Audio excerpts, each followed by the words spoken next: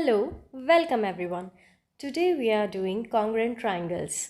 This is a part of a Gcse curriculum and it's a very simpler one. You will find some questions and Gcse papers as well of different boards, whether it's AQA, Excel. Sometimes you will see the questions on these, so at least we should know what is exactly the congruent triangles. Well, before I move forward to start the lecture, I want to announce that I am running Gcse batches for all the subjects. So if you want to book a demo, just email us at exactadmin@gmail.com. And of course, if you are just looking for only the doubt sessions, we are running that as well. And for the new sessions from year 1 to year 13 for all subjects, you can email us at exactadmin@gmail.com. We'll book your demo and we'll proceed accordingly. If you want to access the free worksheets, it's accessible there on our website, which is www.exactacademy.com. And if you are an Android user, so it's available on Play Store, our app, so you can access the free resources there as well. Okay, so let me start with this topic. Congruent triangles. Let me start with the basic definition of it.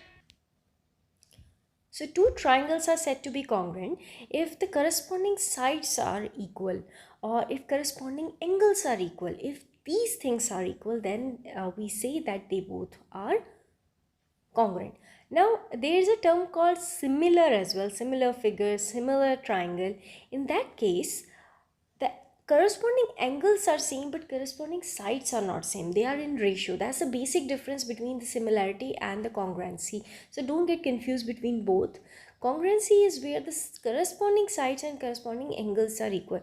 It's important the corresponding would be. Corresponding, that means if I talk about this triangle, these two triangles are right angle triangle. So definitely this is going to be hypotenuse, this is hypotenuse.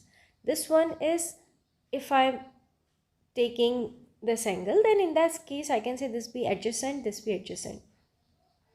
This is angle, then this would be opposite, this would be opposite. So opposite of one triangle should be equals to opposite of another. That is called corresponding.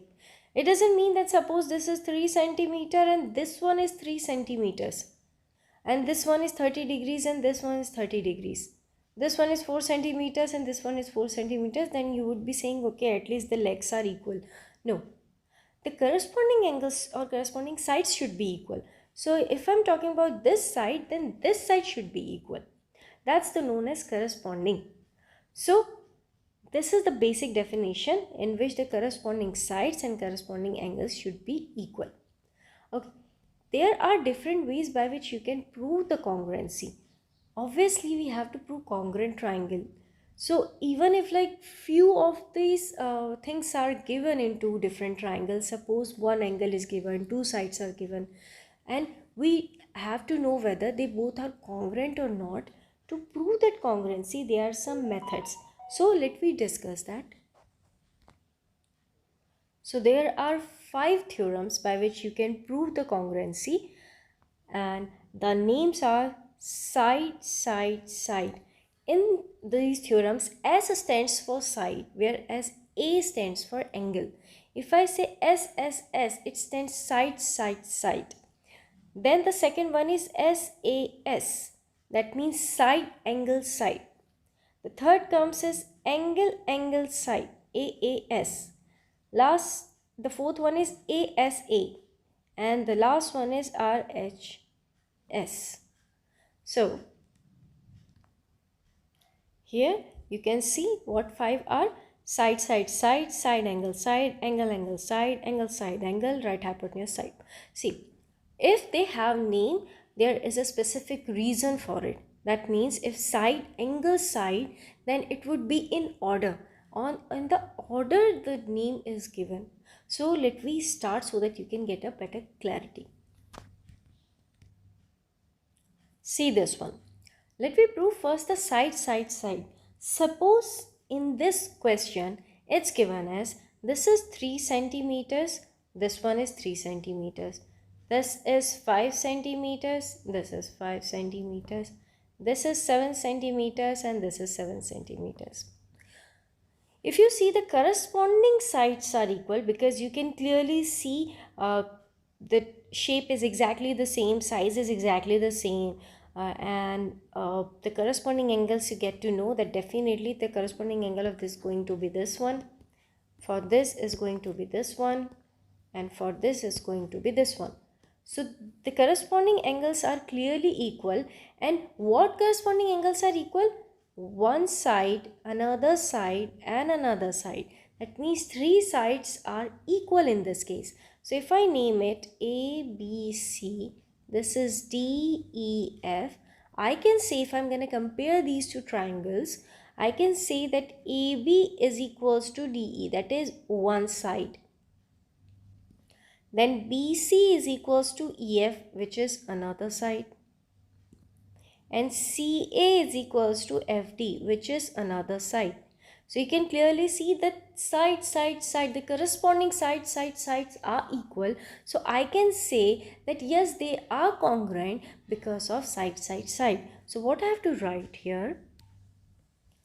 That since all the three corresponding sides are equal, so these two triangles are congruent by SSS. And if we have proved that these two are congruent, that means I can assume what, that I get to know that even the corresponding angles are equal. If they are congruent, that congruency means the corresponding sides are equal, corresponding angles are equal. So I will get to know that angle A is equals to angle D, angle A is equals to angle D, angle B is equals to angle E, and angle C is equals to angle F. This I get to know as soon as I get to know that these two are congruent, and which we have proved by SSS. Let me move on to the second type of congruency. The next one is side angle side. Here we can see that corresponding two corresponding sides are given and an angle is given. Now if I'm going to compare these two triangles, I get to know AB is equals to DE, one side.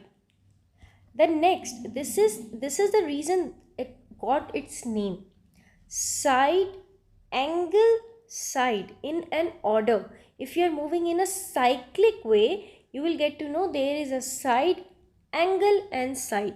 Even if you are moving in anti-clockwise way as well, but it should be side angle side. There should be a side first, then there should be an angle, and then there should be a side. Or you can clearly understand that there are two sides and an angle included between them. So that's how it works. So now let me compare these two together. If I'm going to compare it, I'll get AB is equals to DE, that is the corresponding side. The next is angle B is equals to angle E, that is an angle. The next in moving, if we are moving in clockwise, so the next will come is BC is equals to EF, that is a side. So I can say by side angle side, these two are congruent. So by SAS, they are congruent. And as I explained you that it got its name because they are in order, side angle side. Okay. Remember, they should be just attached with each other. That means side just the after angle and just after the side. If they are equal, then they are congruent by SAS, or in short, the two sides and an included angle represent side angle side. This only combination represents side angle side. If you are thinking that this is 7 centimeters, and if you are thinking, okay, this is side, then angle, and then side, no. As I told you that they should be connected. That means side just attached, angle just after it the side. Then only it would be called as side angle side congruency. And if they both are congruent, that means the corresponding sides are equal. So I just get to know that okay, now AC is also equals to DF, angle A is also equals to angle D, angle C is also equals to angle F, because they both are congruent. Now moving on to the next congruency. Here we can see that the corresponding angle, side is given. I'm just getting an idea, but let me compare. If I'm going to compare two triangles ABC and DEF, I get to know that angle A is equals to angle D. That is an angle given. Just after just after the angle A, if I am moving clockwise, then I'll reach to angle B. So angle B is equals to angle E, that means another angle equal. And just after it, just attached I'm talking about, then you will get BC is equals to EF, which is the side. And I can say that by angle side, they both are congruent. That is how you can prove congruency. So like if in a question two triangles are given and this data is given, so what you have to see is that there is one angle, just attached another angle, and just attached another side, that in this order they are equal, the corresponding angle and side are equal. So I can prove that they both are congruent by AAS, and which will give me an idea that even the remaining side, all the two remaining corresponding sides are also equal, and that remaining one corresponding angle is also equal because they both are now congruent. Moving on to the next type of congruency. See these two triangles. If I'm gonna compare these two triangles, I'll get to know that angle A is equals to angle D. That means angle A of triangle ABC is equals to angle D of triangle DEF. One angle is given. Another, again what I'm doing, I'm just moving clockwise. We can move anti-clockwise as well. But in this case, the angles and the sides are arranged in a clockwise order. So first angle just after this side, that is AB is equals to DE. That is angle just after this angle, the side that is attached. Then angle B is equals to angle E, that is the just next angle, and they are equal. These corresponding angle side angle are equal, and I can say that ASA, these two are congruent by ASA. And if they are congruent, that means the remaining corresponding sides and remaining corresponding angle is equal. Now we have the very last remaining one, which is right hypotenuse side. Well, sometimes the student get confused between RHS and the other one, and let me explain it first and then I'll clear that doubt as well, the most common mistake. See these two triangles.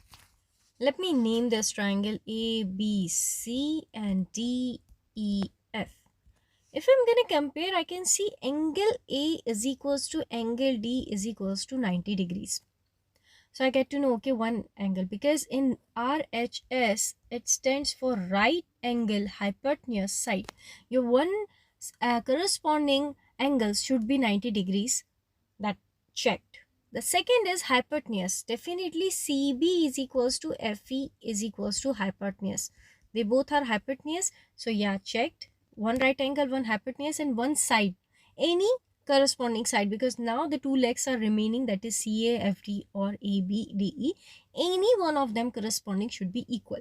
So that is here CA is equals to FD, that is the corresponding sides are equal. So I can say they are congruent by RHS. Now the common mistake I was talking about was, say for example, the two triangles are like this. So the most common mistake a student does is, as soon as they see that there is a right angle triangle, they assume it to be RHS and just write it. Okay, as soon as, okay, the corresponding angle is 90 degrees, so that's fine, it's going to be RHS. But no, this is not the case, because at least RHS stand for one right angle, hypotenuse and side should be equal. But that is not the case. It's not happening here at all. Here, your one, if I go in anti-clockwise order, I'll get to know, or even in clockwise way as well. However, like in which frame you're like looking these triangles, one side just after one angle, just after that side and just after that angles are equal. So the corresponding angle, then side, then angle are equal. So they are correspond congruent by ASA rather than RHS, and this is the most common mistake a student does. So you don't have to do it by RHS as soon as you look into, okay, this is right angle triangle, so it's going to be congruent by RHS. No. You have to analyze everything. You first have to compare the two triangles and see which corresponding side, angles, all these stuff are equal or not, and accordingly you have to decide that these two triangles are equal by which congruency. Ultimately they are going to be congruent, but the congruency by which you are proving will differ. Now let me do some questions. Let me see this question. In this question, we have to prove that they are equal, whether they are corresponding or not, congruent or not. So we have to compare the corresponding sides and angle. Because they are connected in a such a way, you first have to compare them standing right next to each other. So I can do it like this. If I draw them side by side, it will look like this.